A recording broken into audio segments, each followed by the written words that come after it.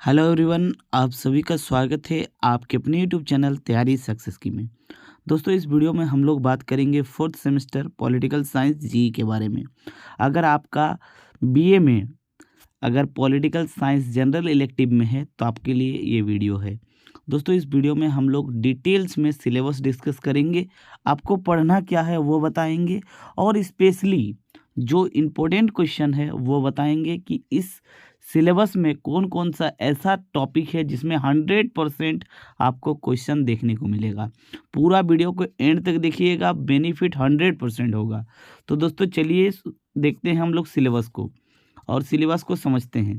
दोस्तों, सिलेबस यही है और ये जो सिलेबस है दोस्तों, इसमें पूरा का पूरा पढ़ना है आपको पॉलिटिकल प्रोसेस ऑफ इंडिया, यानी भारत में किस प्रकार का राजनीतिक व्यवस्था है उसका पूरा प्रोसीजर को पढ़ना है आपको इस सिलेबस के अंतर्गत।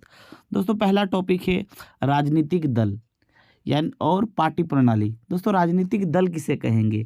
ऐसे लोगों का समूह जिनका विचारधारा जो होता है वो एक जैसे होते हैं और उनका जो मेन काम है वो राजनीति पे सक्रिय रहना है, उसी को कहते हैं राजनीतिक दल।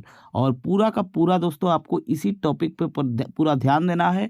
और दोस्तों, मैं 100% कह सकता हूँ कि पहला जो क्वेश्चन आएगा वो भारतीय राजनीतिक दल के विशेषताओं, उद्देश्य और विचारधाराओं का वर्णन करें, ये प्रश्न आएगा पहला क्वेश्चन। ठीक है, तो आपको याद रखना है, क्वेश्चन को लिख लीजिए, यही सवाल आएगा। दोस्तों, नेक्स्ट है भारत में मतदान व्यवहार प्राकृतिक और निर्धारित जातिवाद एवं क्षेत्रवाद क्या है। दोस्तों, यहाँ पर समझिएगा थोड़ा, यहाँ पर मैं थोड़ा आपको एग्जाम्पल के माध्यम से समझाने का कोशिश करूँगा। दोस्तों, मान लीजिए आप लोगों का जो वातावरण है वो एक्स वातावरण के हैं। मैं किसी जाति के ऊपर टारगेट नहीं करूंगा दोस्तों। तो मान लीजिए मैं आपको एग्जाम्पल के लिए एग्जाम्पल से समझा रहा हूँ। ठीक है, तो मान लीजिए कोई एक नेता एक्स क्षेत्र से खड़ा हुआ है और वो जो नेता है वो एक्स जाति का है। ठीक है, और यहाँ का जो अधिकतर जनसंख्या है दोस्तों एक्स जनसंख्या का है और ये जो जाति है वो इसलिए वोट करता है क्योंकि हम लोग का जो नेता है वो एक्स जाति का है। ठीक है, आप लोग एक्स के जगह पर खुद सोचिए कैसा हो रहा है। ठीक है, तो इसलिए ये जो वोट यानी मतदान का प्रोसीजर है इसको जातिवाद कहते हैं। क्षेत्रवाद का मतलब क्या होता है? हम लोग का क्षेत्र का है वो नेता, इसलिए हम लोग वोट करेंगे, वो है क्षेत्रवाद। तो ये जो मतदान का व्यवहार का प्रोसीजर है इसको आपको पढ़ना है। दोस्तों, नेक्स्ट है दबाव समूह और हित समूह।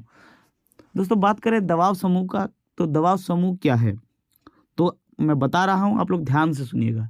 दबाव समूह ऐसे ही संगठन है जो राजनीतिक प्रक्रिया में भाग नहीं लेते हैं। यानी दबाव समूह ऐसा समूह है जो राजनीतिक प्रक्रिया में यानी इलेक्शन में खड़ा नहीं होता है, ना ही उम्मीदवार को खड़ा करते हैं, फिर भी हितों की प्राप्ति के लिए राजनीति को प्रभावित करता है। मतलब क्या है, ध्यान से सुनिएगा। ये जो दबाव समूह है ये इलेक्शन पे खड़े नहीं होते हैं, ना ही किसी को खड़े करते हैं। ठीक है, लेकिन वो लोग इनडायरेक्टली भारत के राजनीति पे मतलब स्टैंड करते हैं, खड़ा रहते हैं।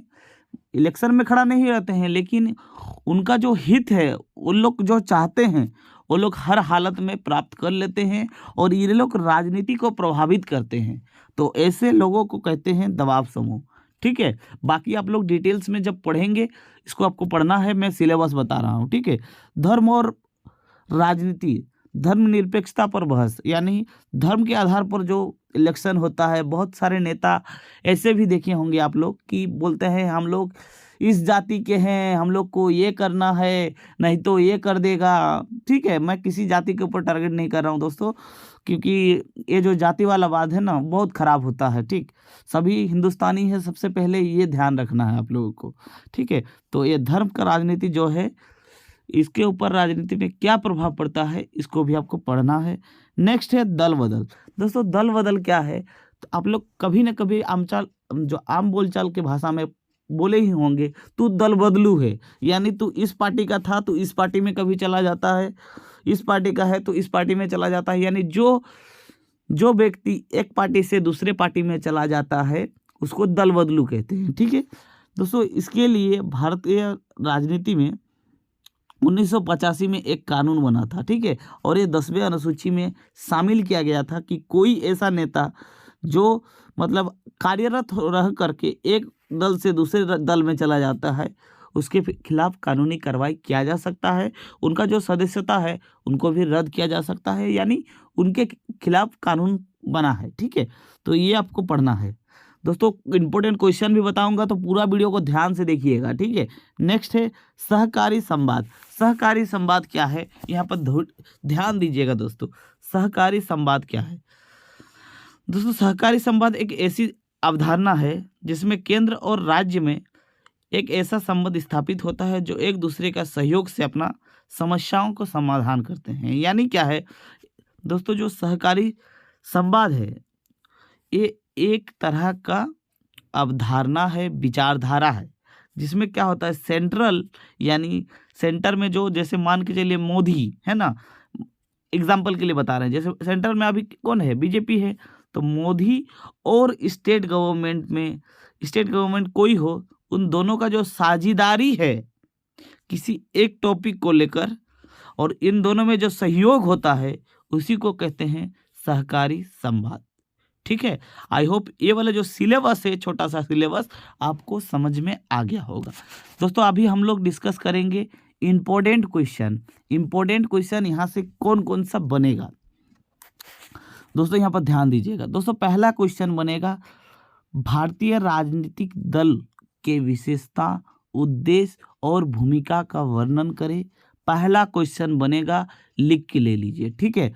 नेक्स्ट दोस्तों यहाँ से एक सवाल बनेगा, भारतीय राजनीति में जातिवाद मतदान का वर्णन करें। जातिवाद मतदान की विशेषता क्या है, यानी जातिवाद को लेकर के एक प्रश्न 100% बनता है। दोस्तों नेक्स्ट प्रश्न यहाँ पर 100% पहले ही लिख देता हूँ।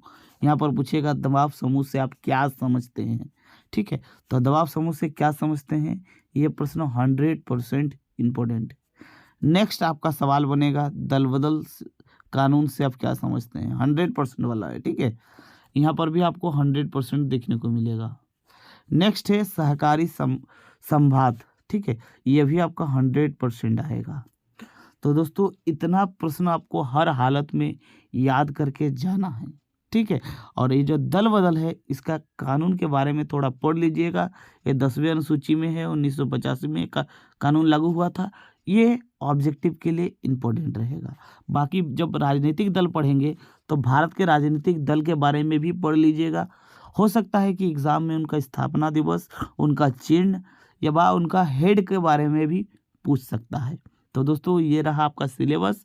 वीडियो कैसा लगा जरूर कमेंट कीजिएगा, और अगर आपको इस सारे टॉपिक का वीडियो चाहिए तो भी कमेंट बॉक्स में लिखिएगा। इसका PDF दोस्तों आपको मिल जाएगा टेलीग्राम में। वीडियो यहीं तक था, मिलते हैं नेक्स्ट वीडियो में, तब तक के लिए जय हिंद।